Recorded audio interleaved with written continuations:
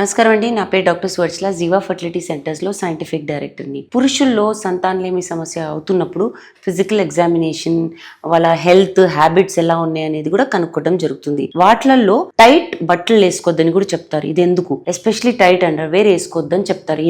ఎందుకంటే బాడీ నుంచి బయట పుట్టే కణాలకి టెంపరేచర్ 2 డిగ్రీలు తక్కువ ఉండాలి. బాడీ టెంపరేచర్ 37 డిగ్రీస్ ఉంటే కణాలు 35 డిగ్రీస్లో ఉత్పత్తి అవుతాయి అన్నమాట.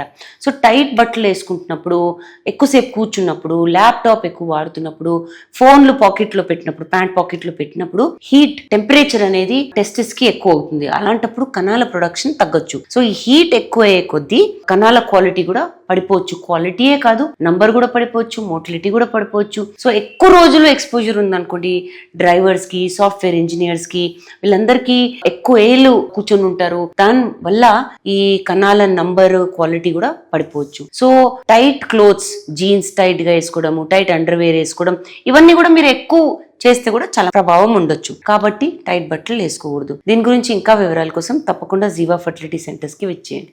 Thank you.